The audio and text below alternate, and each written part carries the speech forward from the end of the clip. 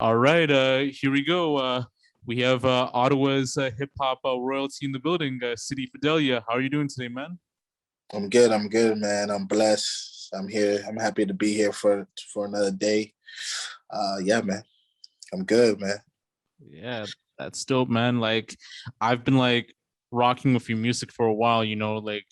Once I saw you like after like the IDK show, like in Toronto, like when you opened up for him, Yeah, got into your music from like, Painkillers, like Freedom, and also like you also had like a project too, like a Pisces World, in which you also yeah. spoke about that in like other interviews and other stuff too. So like a lot of like dope content so far. And then you also dropped recently College Dropout and Drugs and like other like Vices or something like that. Or Drugs and loaded weapons. yeah, yeah.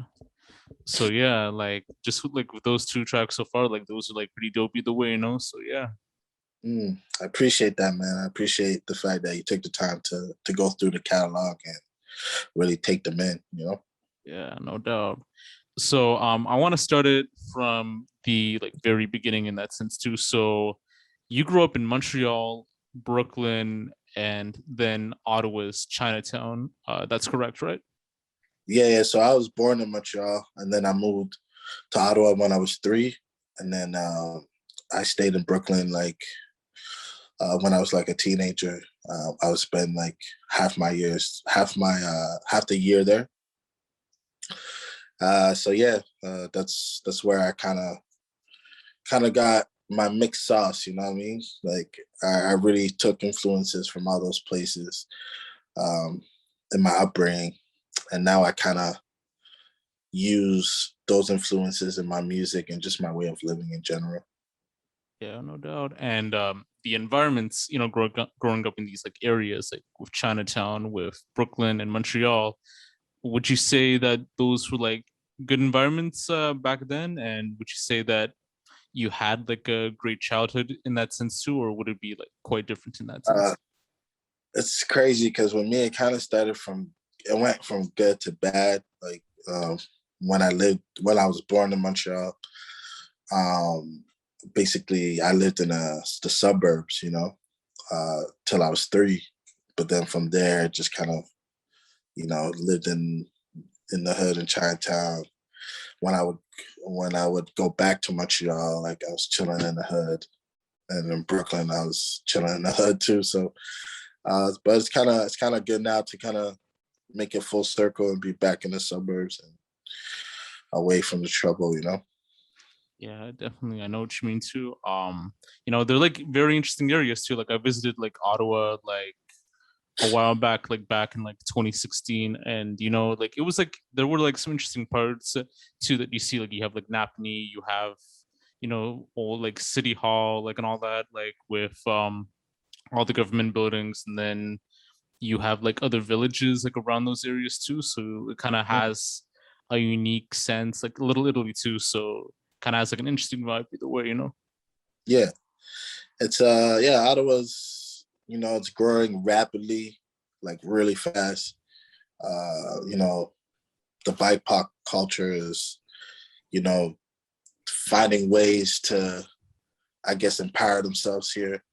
So it's a beautiful thing that's developing in the city right now. And I would say, like, this is the city that really developed me and who I am today. Like this is the city I really ride for. Yeah, I got you, man. And like growing up there, was it like big back then, like in terms of music, in terms of being like an industry like city, or just as like a community Uh, beacon? I think there's always music here. There was always like dope artists like Harvey Stripes, Belly, Masari, um, you know, Deuce Deuce. Who else was it? There was Team Villain, the Boogaloo Tribe. There was a lot of, there's always been music here. You know what I mean? But I think right now, the community is in a place where, I feel like it's kind of like reminiscent of Cardinal Official and probably like Drake when Drake started. I feel like that's the era we're in right now in the city. It's never been this good, Now we got the Hoysos, Leo Cloud, Night Lovells, Two Time, FTG, Reggie, Linda Sun, I can name a million more, Bobby Bugal. Like now we're at a place where it's not just music, just culture, where there wasn't as much as of that before, Like yesterday I went to like this event called Tackle Over Sex, which is put together by an artist here called Romeo Don't Die. Those are the things that we didn't really have before. But now I feel like the culture in the city is growing. And it's going to be a city for people to come, a city for people to come to and really explore what they could do here. You know what I mean? Yeah, I definitely know what you mean too. And I mean, even Keisha, like Shantae too, like she was like born in like Ottawa for a bit too, and then moved to Toronto, but like she got really her start like in Ottawa with her first two projects too, and then also CP Records, which was like one of the the biggest like labels and music groups at that time. Like I think it was owned by Sal from EXO, and they had like what, Mia Martina, Belly, Masari, I think Carl Wolf at one point, and then like I think Danny Fernandez. Basically CP Records is still CP Records. They just rebrand as EXO, right? Yeah. Yeah, so it's still the same guys. Cash too. I'm pretty sure Cash owned CP Record too. But yeah, man, they've been, the staple. Like I say, like a great example of like what people should inspire to in the city. They always did great things, and yeah, they've been a good example of what it takes to be successful. Yeah. And how big was it like for Ottawa like at that time too? And do you think like it paved the way for Ottawa to be like a household name for music instead of just Toronto being like that whole like music city in that sense? Uh, I would say, like a lot of people were inspired by what they did, but I don't think it paved the way for any artist. I would say more or less it's more of Night Lovell that's been paving the way for the city. Just because like, he's been on records with people from Ottawa. He talks about where he's from in his interviews. He's super proud to be from here. And so I would say in terms of paving the way, I think Night Lovell is more of the individual that's did it and is doing it for the city right now. But I do think Belly and that team are the first from Ottawa to make a statement. Really be out there and do their thing. Yeah. Yeah, no doubt. I don't know if like anyone else ever like talked about this like in prior interviews, but what was like your musical like background history, and what inspired you to become like a rapper and an artist? Like did you had like family that play like music before, or like anyone like around you that got involved in music that inspired you to take part in that? Uh, I would say like my dad was a bass player, in the band, so we were always listening to music. And like back in the day, you had to like go through catalogs and order like CDs that way. And like we used to, pick CDs with him. And like, at a young age, I was listening to Usher, TLC, Haitian music like T-Vice, because my parents are Haitian. So I always was like, I was listening to music my whole life growing up.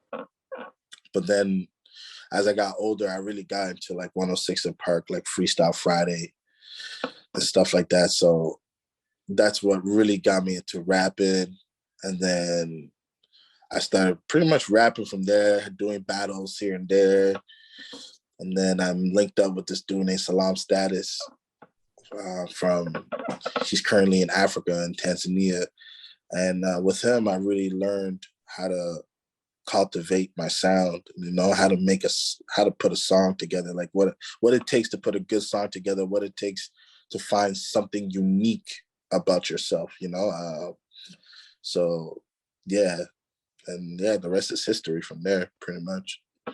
Yeah, no doubt. I know what you mean.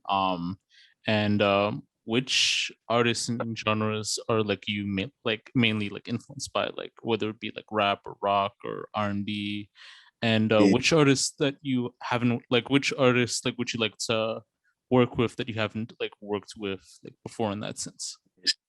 Three artists that I fuck with a lot that really, I would say, has influence in what I do. Definitely Kanye, Wyclef, and J. Cole. Those three.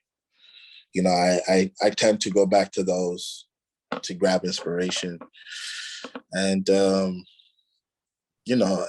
it's crazy because I listened to like a lot of pop songs too when I was younger. Like NSYNC. I was a huge fan of NSYNC and even Motown, Temptation. So that's where you get the rawness from me, but like still put together the rawness in a way you can swallow it. You know what I mean? I would say like that's, I guess, what allowed me to make that make sense. Like raw pop. If that makes sense. Yeah, I know what you mean too. Yeah, nah, those are like interesting takes so far. And then even Kanye right now, like I know like he's been doing like his Donda run like crazy. So are you kind of like excited for that album to drop? Yeah, Like, yeah, I'm super excited about that album. It's, man, I'm a big fan of his, and that the other reason I'm excited too is because I actually know people like that are playing huge parts in that album, and those are some of the people that that helped me get my writing game up and understand like the power in words and cadence. So big shout out to Malik Yusuf, that's the big bro right there. And yeah, so that's the two reasons I'm excited about. It's like I was really happy to see my people in the room working on these records, and overall, I just fuck with Kanye. So yeah, yeah, no doubt. it's dropping today. Like I Was think it's dropping in September 5th, I think. I think DJ Academics posted that like Donda should be dropping sometime in the first or second week of September, like sometime by like the second or the fifth. So I'd have to find out later on. okay, cool. Yeah. Because I know like last night he performed in Chicago for the Donda thing, like where he had his like house. Shensia was also there too.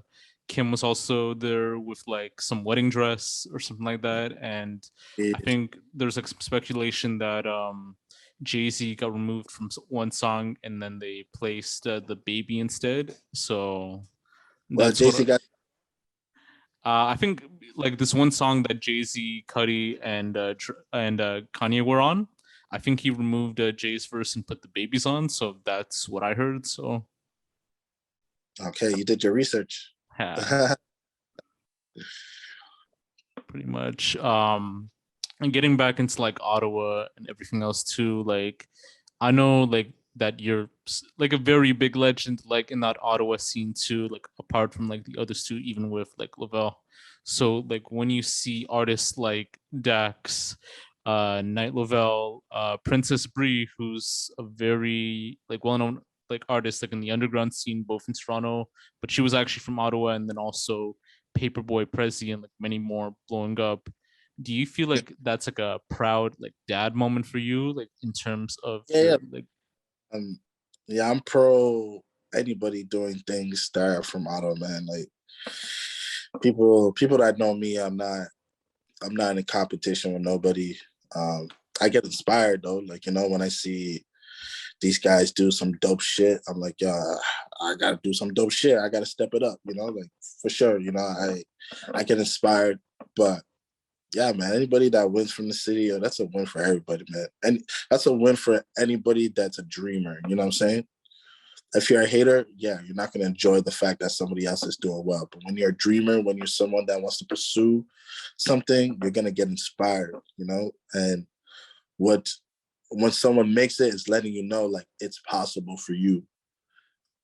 Yeah. So there's no reason to not enjoy that. Yeah, no, totally like get like what you mean in that sense too, and just like with the hard work that you're putting through, and like with everything that I see, like even like with the Ottawa scene, like so far, um, in like retrospective, do you see like your legacy and talents, or just like like the other perspectives of what makes Ottawa great, like inside like those artists like mentioned by any chance? Uh yeah, like, at the end of the day, it's like I just try to put my best foot forward every day. I do my best, to to put out good energy, put out great art. And for me, it's just like that's all I can do at the end of the day. And uh, however that story ends, that's beyond me. Yeah, no, I totally get what you mean. Earlier this year you were named the program director for CHU 89.1 FM, like Yeah. the campus-based like radio station for the University of Ottawa. Congratulations, by the way, too. So tell me, like, how did you feel when they announced it at the time, and what was like the impact that it had for you, and like the Ottawa like hip hop scene also? I think I think it was a really good moment for the city, like to see an artist kind of like step into like an executive position. Man, I think it inspired like a lot of artists in Canada, period. Just just allowing that, that was my way of showing artists that, you know, you're a creator. So you could create in many ways, and don't allow the music industry to just tell you that you're that's all you can do for the rest of your life, And music's the only thing that defines you. I feel like no, music is your key to many doors, Yeah. So I think that move was kind of a reflection of that. Yeah, definitely. I know what you mean. Congratulations, by the way, too. I'm hoping all will be the best for you, like in that sense, for everything. No, I appreciate that. I appreciate that. Yeah, no doubt. Just getting on to like some of the other questions right now too. So I noticed that you're Haitian, and you even explained it in like prior interviews and even earlier on right now.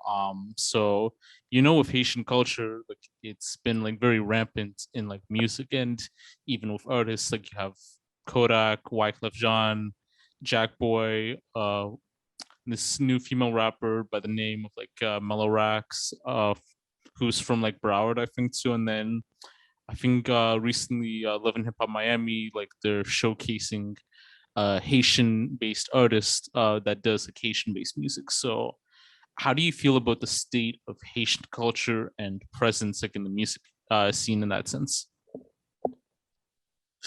Um, I think like it's another thing like Ottawa, man. It's like every time I see Haitians doing well, like I feel like it's a win for myself.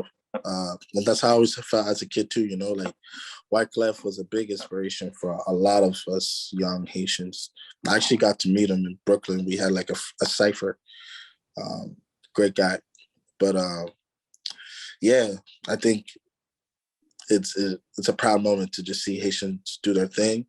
And there's a lot of history in Haitian music, like a lot of history, a lot of instruments and rhythms that are used today, like that drill. When you hear like the drill snares, the way those snares move, that's like a Haitian bounce. You know what I'm saying? That's a Yeah. Haitian bounce. So uh, there's, it's beautiful to see, man. That's all I can really say about that. Yeah. No doubt. No, I noticed, like I think with Haitian culture and the amount of like Haitian artists like coming by day on and day out, like I think it's gonna be like bigger and better for like than ever, like in that sense too. But like even in like some situations too, there's always gonna be like setbacks in other situations too. So with Jovenel Moise, the former president of Haiti, being assassinated, and the recent like hurricane that happened like there, like in Haiti, what are your like thoughts on those situations? And is there like any way that you people can like help out like in that sense too? You know, like, even with the hurricane and with other stuff like that going on. Um, like I think the best way to help is like really do start with research. You know what I mean? Do your research, and then reach out to people, Haitian people like that are in the community to know exactly where to allocate your money if you're going to assist the country. Don't go for the first thing you see like in your face, because a lot of these big organizations, they use tragedies like this to kind of make their money, but they don't really like implement it in the country, and I feel like that's been something that's been happening in Haiti for a long time. We've been screaming for help for a very long time, but we put money in the hands of people that have their own interests. So it's time for people like me, that's in that's in the diasporas, the Haitian diasporas, to really do what we're supposed to do, is which is get together and put our money up,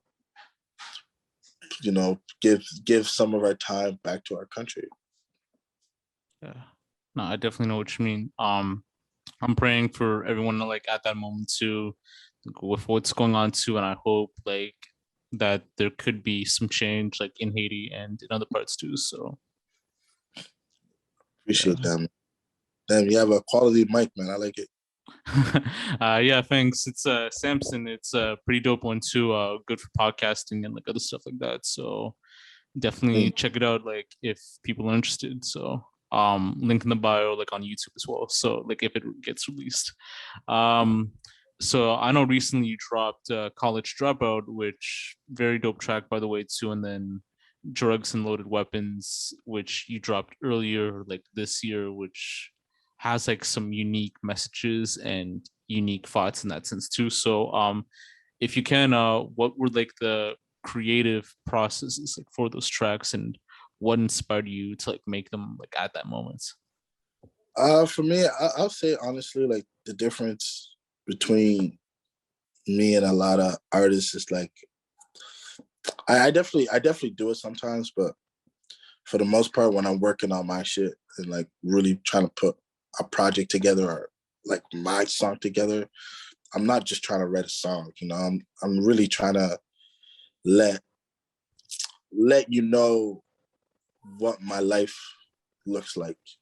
That's pretty much what I try to do with my records, and that's why a lot of my records like resonate with people, like for real, because in many situations you're not alone. There's many people that could relate to being Black and getting stopped by the police, and the police thinking that they have drugs and loaded weapons in their car. There's a lot of people that could relate to like being second generation Canadians, so the parents are kind of like, for security, wanting them to go to school, and then they drop out and feel like a failure and trying to find their way through life with all that, So I, yeah, it's it's something.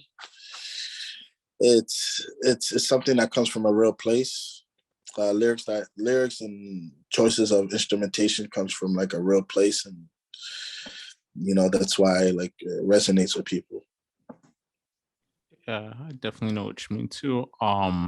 Very dope tracks either way. And also you worked with a lot of like unique artists too, like in the sense that you already like explained like in earlier interviews, like with Malik Yusuf, which you described in the Come Up show, and also in Capital Cultures as well too, and then also with Ava Shaw, like with the singles that released, and also Timbaland. And so in that sense too, what was it like working with those artists, and what were like some advices or like lessons that you learned from them that you implemented like in your music like now in that sense?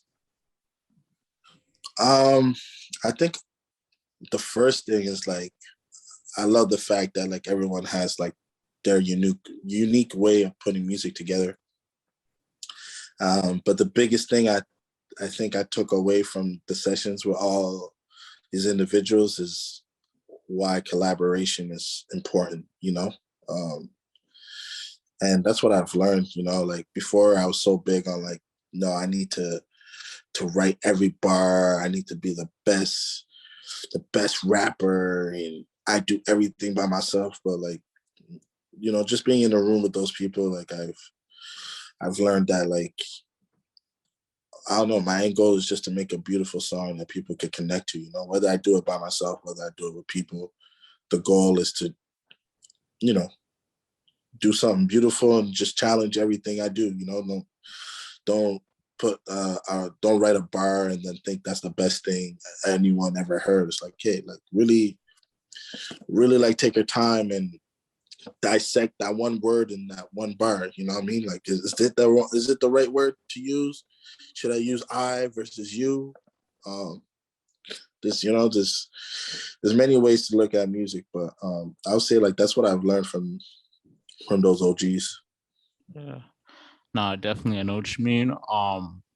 And just like with the last couple questions, I know in one point you talked about like that you lived in Toronto for a bit to work on music, like in the most part to get your like name out there in that sense too. And so like, between like Toronto and like Ottawa, what were like some major like differences that you noticed between like living in Toronto versus like living in Ottawa in terms of the scenes, the opportunities, the living conditions, like etc.?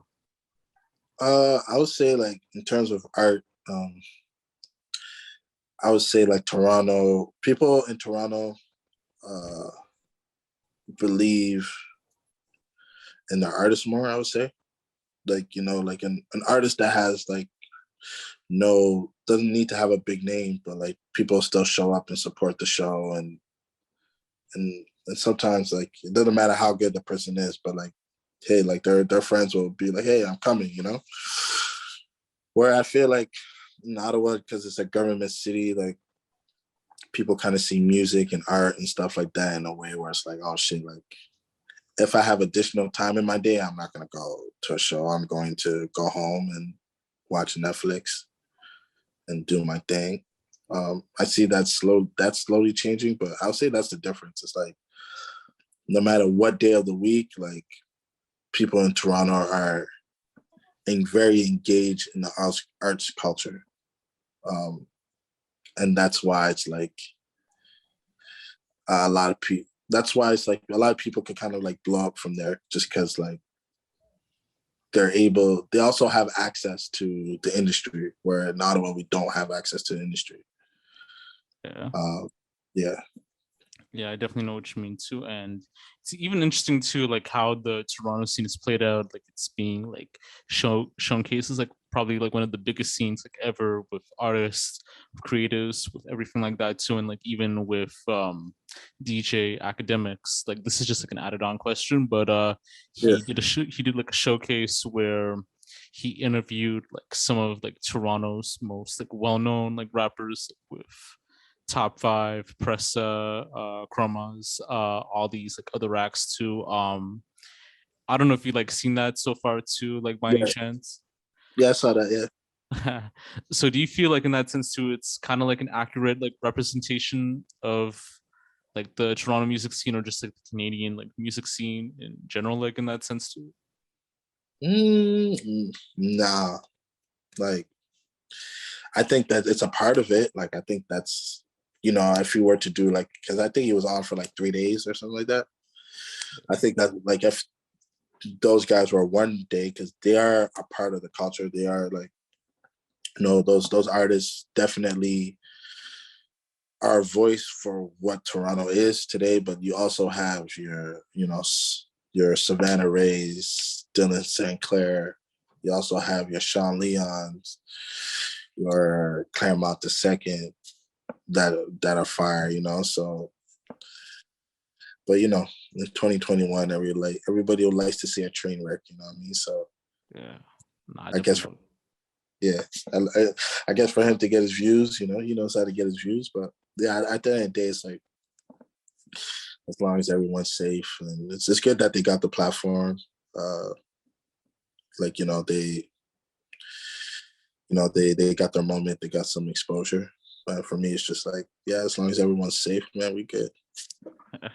Nah, I couldn't agree more too. Like I noticed that in that sense too. Like it is like sort of like one part of a scene that they're showcasing, but I don't think it's something that they would promote like Canadian wise, like if you put them like in festivals like that. Like I know that they're gonna go with like a safe route with putting people like Just John or Claremont the Second or Deja, SB, or like Sydney in those senses too, like rather than like a top five or a Pressa or a Chromas, like reviews and such like that. So I think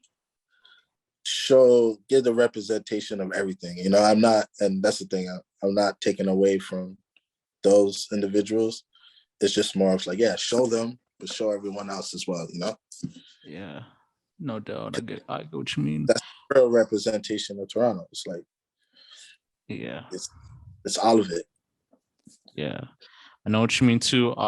Just to like end off the interview, what are your plans for this year in terms of like music or the creative projects and so forth? And are there like any final words you would like to say for any creative or any person out there like pursuing their dreams? Yeah, man. For me, it's like, I'm dropping an updated version of Painkiller with some new songs incorporated in it. Um, yeah, my last words is like, yo, be grateful that you're here today. Especially with the pandemic, a lot of people have been gone, and a lot of weird things have been happening in the world. So, man, just be grateful, man. That's it. Like, enjoy what you're doing. Try to enjoy what you're doing every day. Try to be good to people. Be good to yourself. Yeah, man. That's it, man. Yeah, no doubt. I get what you mean.